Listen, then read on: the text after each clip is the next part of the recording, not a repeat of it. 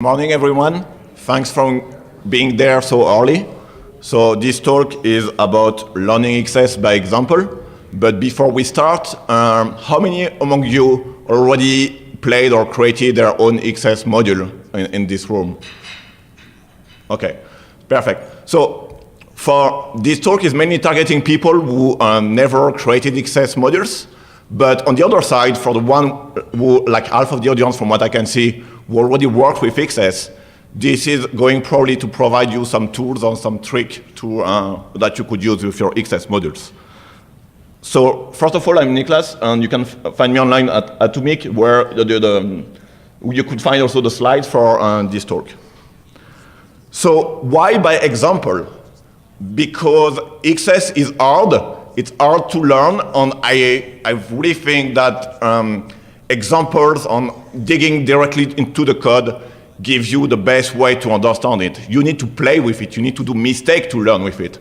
And that's why we are going through examples. There is no documentation online on XS exists.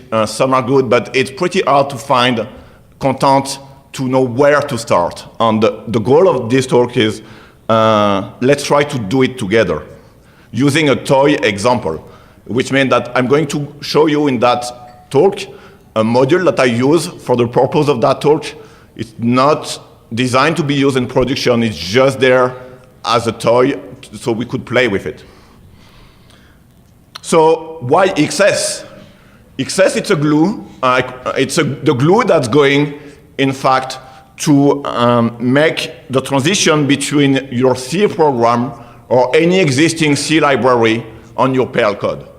That's one main reason to use XS is you have a C library somewhere and you want to use it and you do not want to recode everything, you just want to use it. So XS is the perfect case of usage for that purpose. But in other case, you also want to make your code faster. You also want to optimize some very specific function, and you could consider XS. There are many other solutions. You probably heard about inline C, but XS is one of them. So XS stands for extendable subroutines. And another advantage of using XS is that your memory will be shared among your processes. So this is also a win on memory, on speed on memory. So in this talk, you will see some code. And probably too much code. Some of them I realized that the screen is probably too small. So if you do not get the links to get the slides, you can still find them online on my Atomic link if it's too small and you are too far. So the very first thing to start XS, at least for me, is Perl itself. And the best way to know how Perl works is probably to go and check Perl itself, on mainly the H file inside the Perl repository. This is where are defined the C macro, and all of these C macro are there to make your life easier, to play with the internals. So to access to create the Perl internal representation of one scalar, and also to access one of these slots. So doing XS for me, it's a lot of going backward and forward between the Perl source code and my XS code. And this is some of them, but you might choose more. So don't be shy and go and check the H files. So let's start. To start one XS module, the very first thing we need to do is probably create a Perl module. So in that case, the Perl module I'm creating is just XS logger. Okay, I'm using it strict on warnings, and I'm using XS loaders. I set a version number, and I just ask XS loader to load my compiled XS code. Okay, there are still some boilerplates there. We can make it a little shorter by simply using this, because even the version is even if it's good to have, it's optional. And you could simply use __ package to get your package namespace. So you could use this everywhere, and you could use your XS code.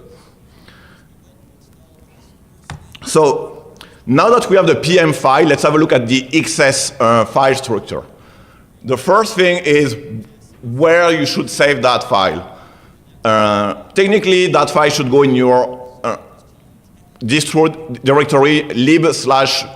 In that case, that would be lib/logger.xs. And if you have a submodule, lib/xs/logger.xs in that module, in that case. But you can also save it at the root of your directory, and it will be perfectly fine because it will fall back to get it. So the XS source code is divided in two parts. The first one is three parts. The first part is the headers. The second is the C code itself. And the third part is your XS code. So here, what I try to use is I try to use a flag to know that my XS code was loaded. So that's why I use a define. This is totally optional.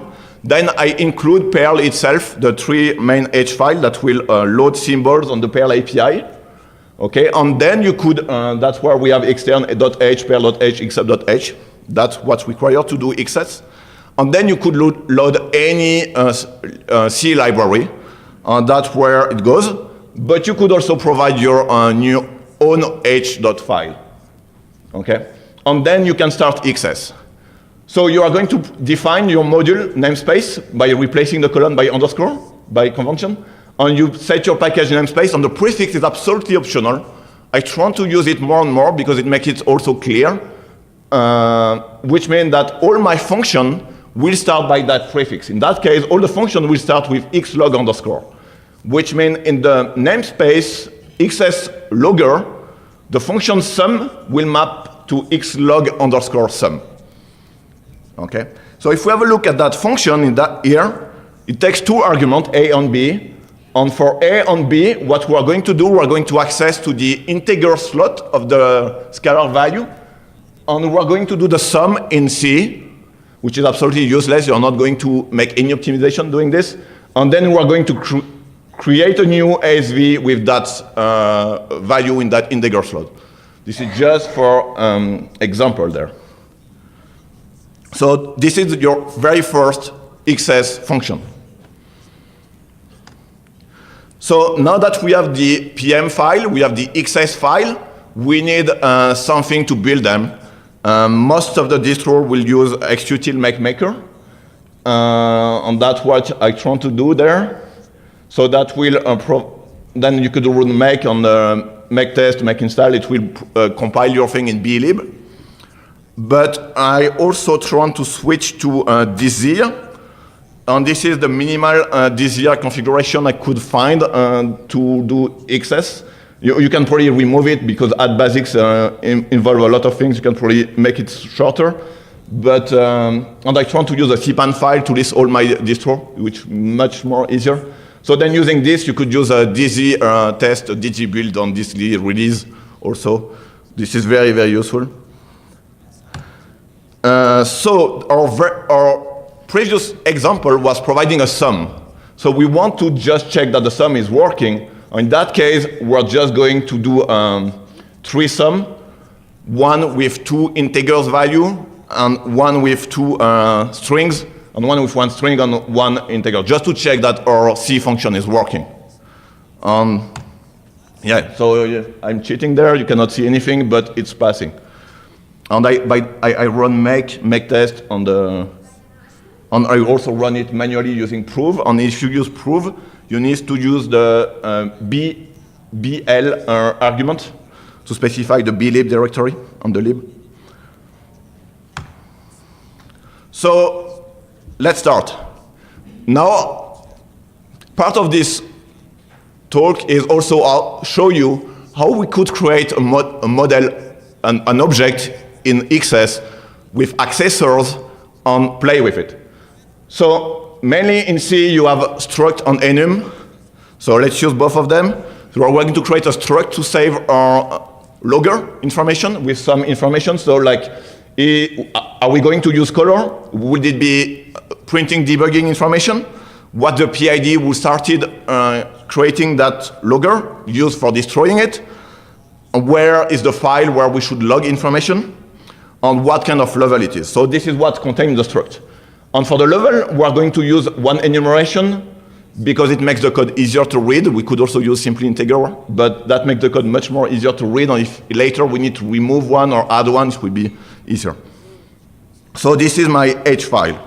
that I will use all during this talk. So now that we have that structure, we want a constructor. We want to create a logger. So the new function is prefixed with slog underscore, the same as the other because I'm using prefix. I could remove it and remove the prefix there. I'm going to say that my function is going to use a pointer on a mylogger structure that we just saw. And I'm going to also use one SV that's going to be the one that I'm going to return. I'm going to return a pointer on that SV mainly. So the first line is new XZ, which is nothing else than malloc with initialize it to 0 in Perl. So I'm mallocing a pointer to mylogger, the size of mylogger struct of one element. The one stands for one element. If you know that you need more than one, you are going to use more than one. The size of mylogger multiplied by 1. So you are mallocing your logger content and have a pointer pointing to it.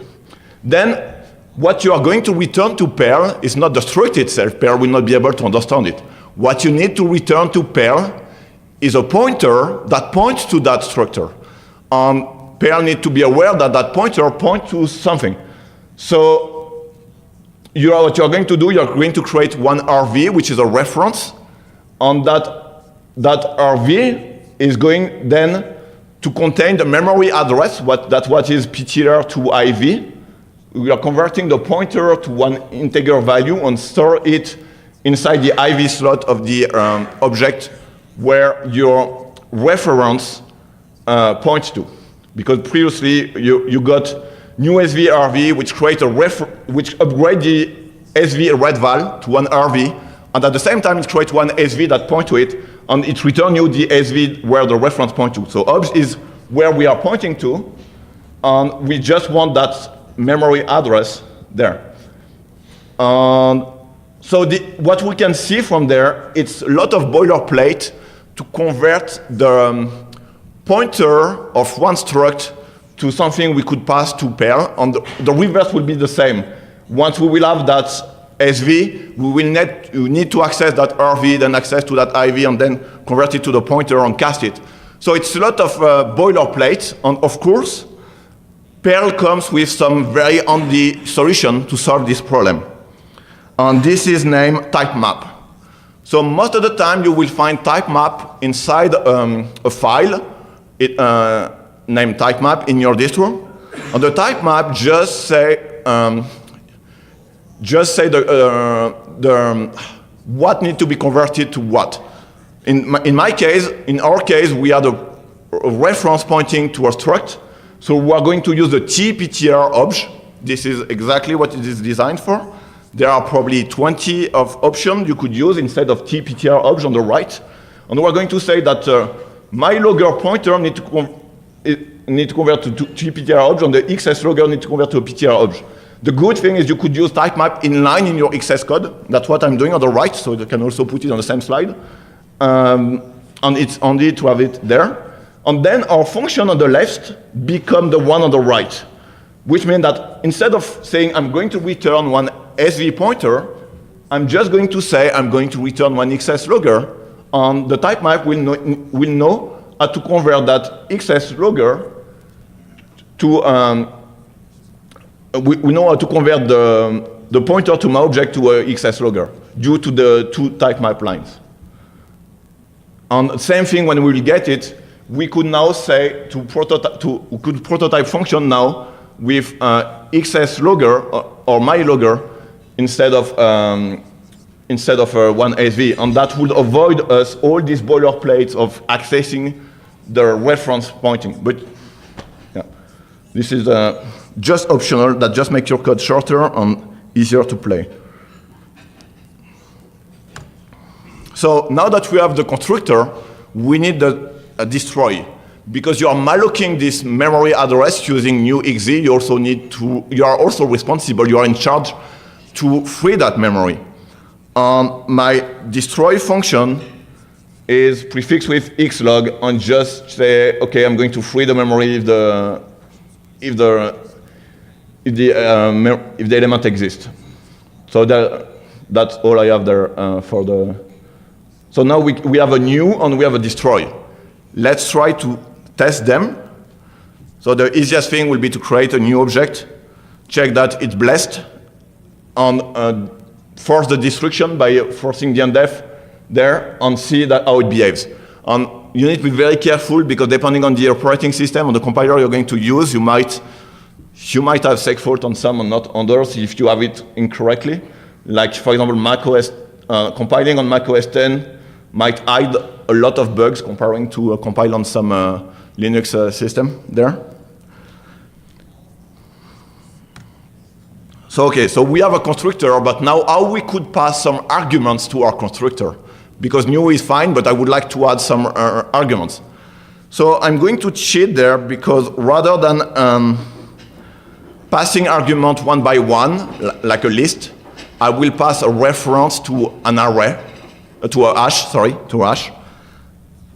And our goal here is to feed the struct element to set them to different value. So remember, this is what we want to do. We want to create a new object. So we want accessor to get the value. What is the value of use color? What is the value of quiet in our struct? But we also want to be able to set them at construction time. So we're going to see accessor first because it's so much easier, and then we will see how we could deal with the new, where I pass a reference on a hash there. So the accessors are pretty easy now that we have the type map. They are not using the type map there, but it's fine. No, they are using type map. So first accessor is get PID. So we got self, which is an XS logger. So we know with type map that how to get that struct, that pointer to the struct.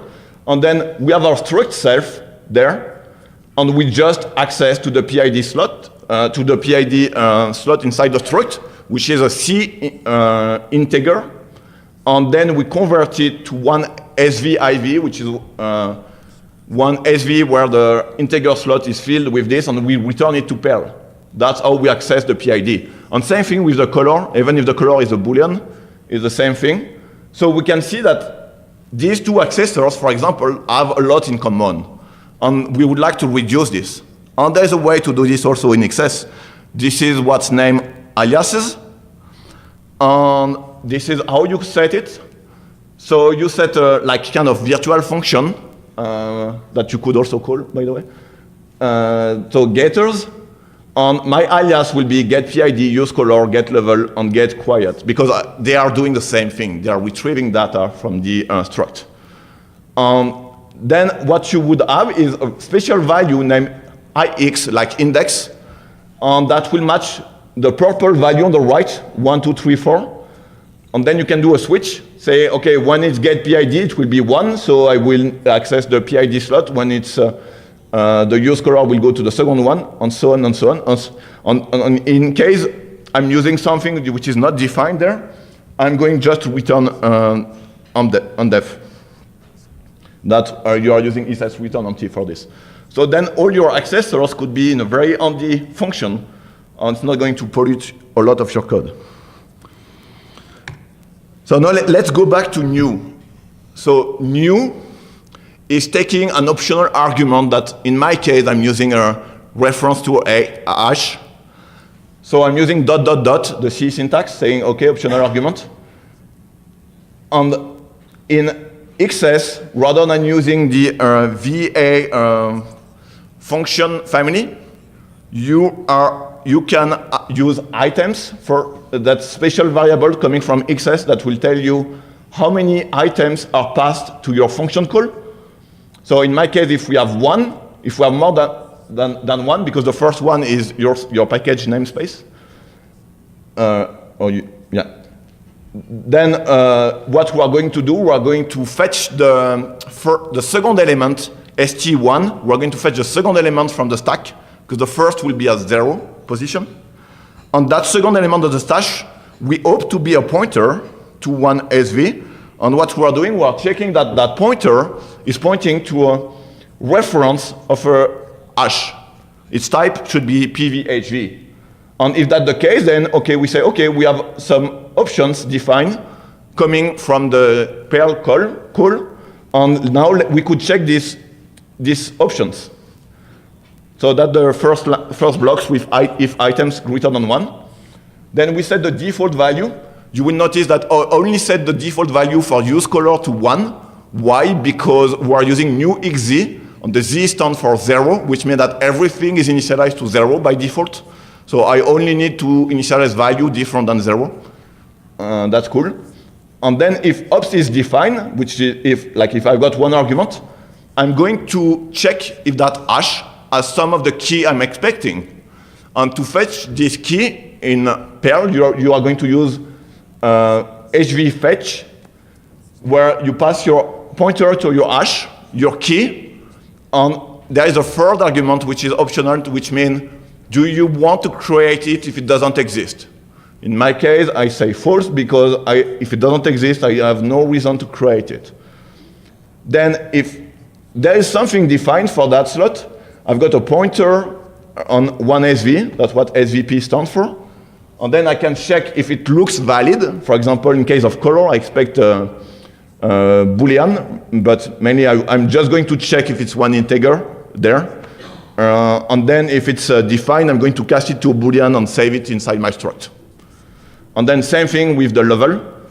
So that will handle a new with an optional argument hash with anything you want inside that hash that you could fetch from there. And then sort to your struct. So we are going now to check that it's working. So what we could do now, we can create a new object. We can use the accessor, check the default value. So get PID is set by 0 by default because it's coming from the malloc. Use color is set to 1 because that's the special case I treated, and then I check the destruction. Then now I check that if I create a new object with a color, now this time set to false, it's come back as false, and so on and so on. And then I can also try to play with different values and check that they are not conflicting. That's cool. So now we have accessors, we have new. We could also use setters. So the same way we are going to use aliases because setters will all look like the same. And we are going to call them set level, set quiet, for example. So you could change your debug level at runtime, or you could also mute it when you want. And the thing you are going to do, you are going to, in that case, there is no optional argument. You just have a value for a function. You only have, the first one is yourself, your object, and the pointer to yourself, in fact, and the second is your value. So you just check which one you are calling with the ix coming from xs. And if you are in the set level function, then you are getting it and you are storing it in level. And if you are in the second case, you are going to quiet. And then if you, by any case, you come there with any other value than 1 and 2, then you can just croak. That will call back, throw it back to Perl with some. That's how you could croak on die in XS. Okay, so we saw that we have an enumeration for the debugging levels, but we also would like to provide our user to use these levels inside their Perl code. And of course, we could copy-paste it, but I don't like that idea. It's not good for maintenance. And we would like a way for our user either to set the default level, either to use one of them. So how could we do this? Mainly, in XS, there is a boot function. What I'm going to do is at boot time, so which means when the XS file is loaded, the compiled XS file is loaded, we are going to define some constant there. And this constant will exactly match the value of what's defined in the H file. So you could see there the very first constant. First I'm getting the stash named XS logger, and I say true, which means create it. In that case, if it's missing, no problem, you can create it. The 10 is just the length of the key, in that case, the XS logger. So it will go through the XS stash, then access to the logger stash from the XS, and they give me a pointer to that stash, which is nothing else than a hash. This is where I store all your elements for your package name. And then I'm going just to store something. The very first value I store is loaded, which means it's just a check that my module is loaded, but it's totally useless. But and then I'm going to have all these constant function, debug log level, info log level, that will exactly match what the enum is by creating one new ASV and filling the IV slot. Which means then later in Perl pure code, I could use the syntax like described with the 3 last line, and these are constant CV. So now we got a match. That's cool. The next thing is the file where to log. I want also C to be the reference and define where we should log content. But I also want to provide user the ability to provide their own files in 1 or 2 ways. Either they could provide their logger file by setting a global value inside their like XS logger path file, say, oh, this is where I want to log. Or they could also maybe provide it at construction later. So in that case, what we are going to do, we're still doing it at boot time. At boot time, we are going to create path file inside the XS logger package, only if it's not defined. In fact, only if there is no string for it. That's why we are using SVP, okay? Because, for example, maybe the user has defined one list there, one function by mistake. So we are just interested about updating the string of path file. So in that case, what we are going to do, we are going to make it kind of, we are increasing its ref count to make sure that it's not going to be destroyed on our back. And we are just setting the value to the default one, which above. Okay? But then later, the user, as it's a Perl scalar value, the user is totally free to update that value at any time. You will not update, of course, the static const in C, but you will update the scalar value in Perl. And then you could even set it in a begin block, which is optional, but you could set it after having loaded your XS logger. You should not do it. Yeah. There's a protection, but it's better to load XS logger and then after set it. Okay. So we also want the ability to provide a way for the user to set the path when they're creating an object.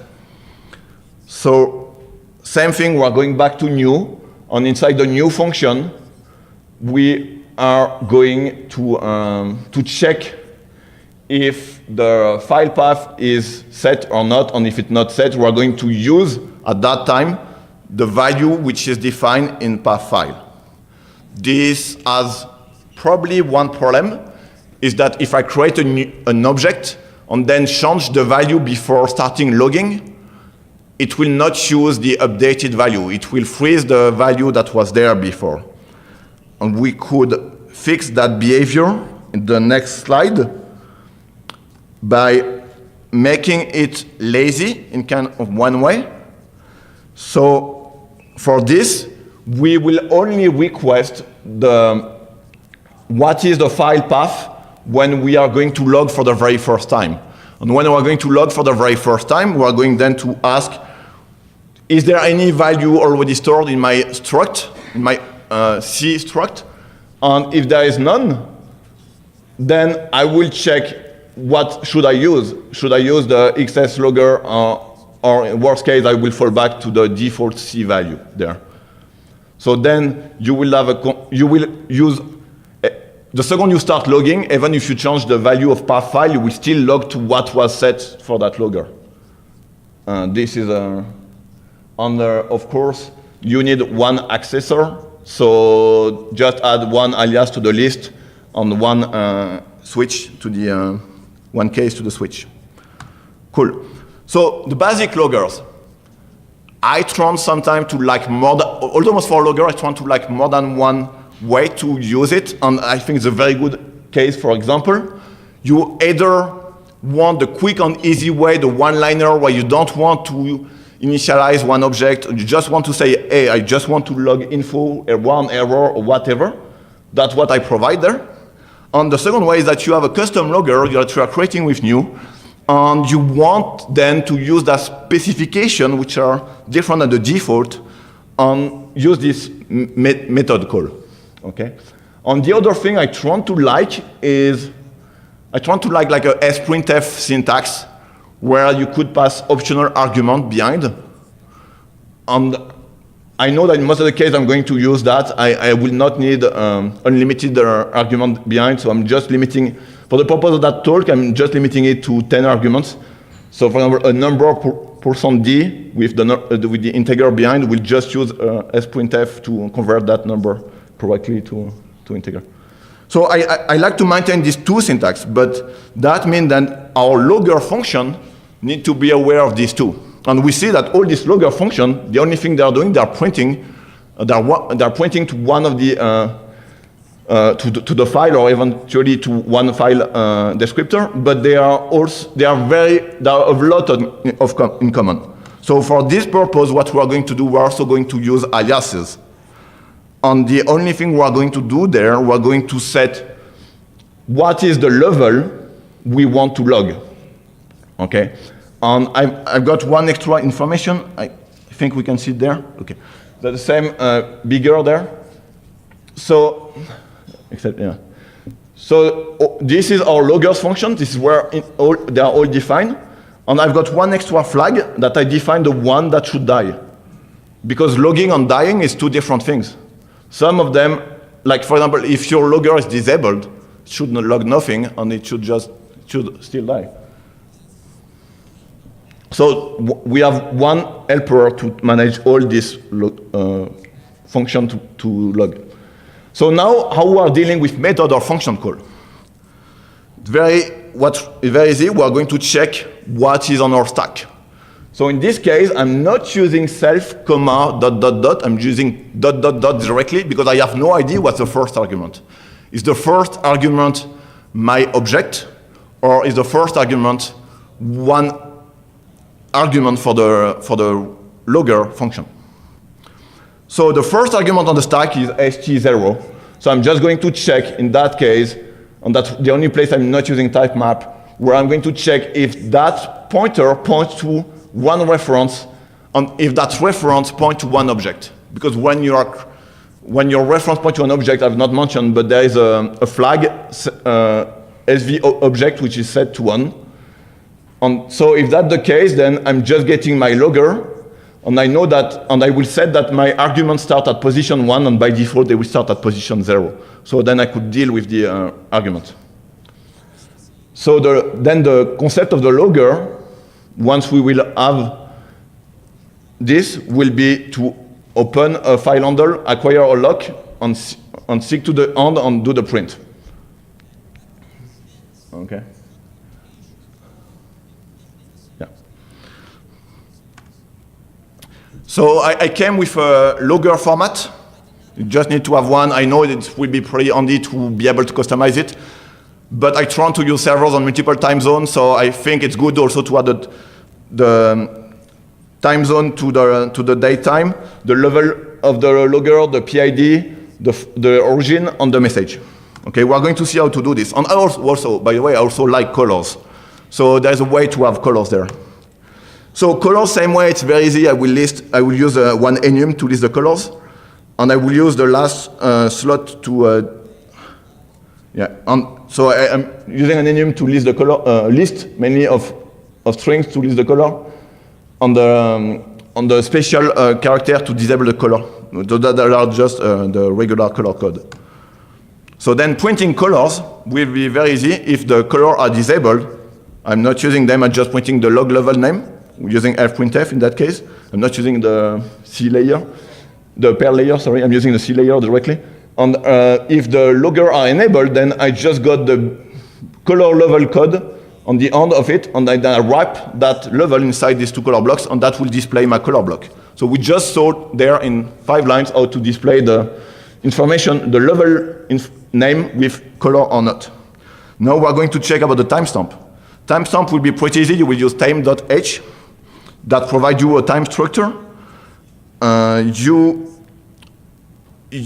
will know the size of your timestamp, it's very handy to use a buffer which pre-allocate the memory, so you don't need to worry about malloc and free there. So I'm going to use that buffer. Inside that buffer, I'm going to store the timestamp coming after calling a local time system call.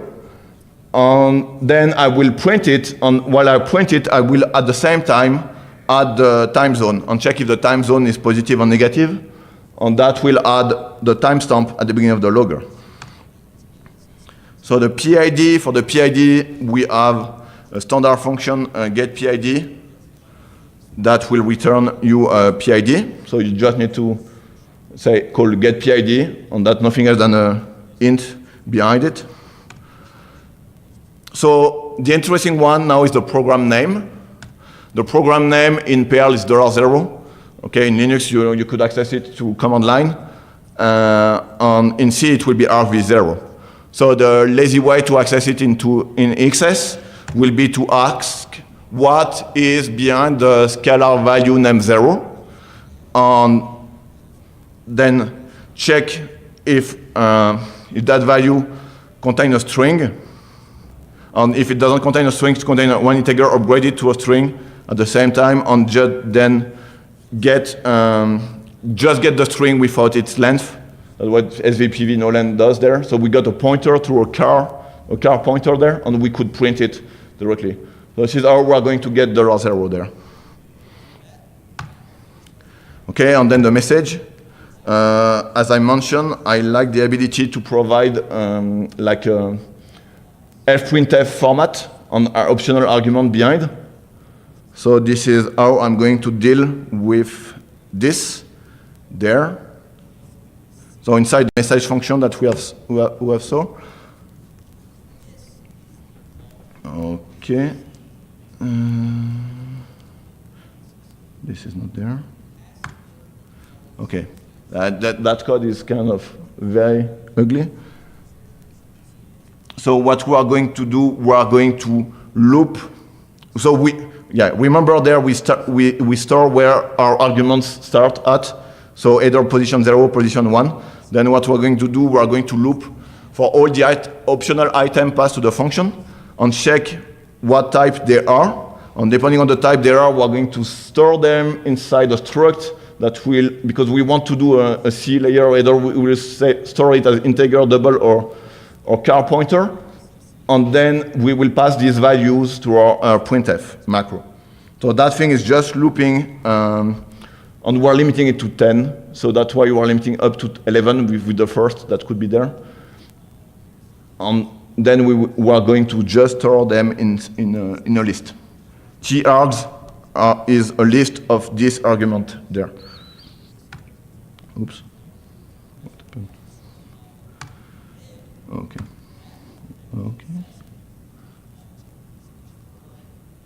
Okay. And then for printing it, what I'm going to do, I'm going to use some macro, some C macro, because depending if you have optional argument or none, you will need to use the VF printf or the fputs. So these macro are there to manage, and inside the print function where we're going to do the do-log, we're going to pass our logger, the level, the format, which is the first string, the number of arguments we have behind, and then the list of arguments we've just processed, so we could then print it there. Yeah, and then we have that line complete. You can go further, and there is a very, very nice article about how to start XS code from David Farrell online. It's a pretty recent article. I would suggest also to check the Typemap. You have a lot of Typemap options. And for me, one very good way to keep learning XS is use grep meta cpan to see how other XS modules are using some specific XS function in that context, and try to find what's the pattern, what's the common pattern. And then from there, you could find a way to solve your problem. So yeah, this talk is over. You could find the slides online, and I don't know if you have any question. Yeah, I'm about in time. And by the way, the XS Logger module, the source code is available on GitHub if you want to play with it, if you want to steal something from it. You could find it because it's referenced on cpan, and it's easy to jump to the GitHub repo. There are several branches where you can see the evolution, and you could also get the source code very easily. Thanks.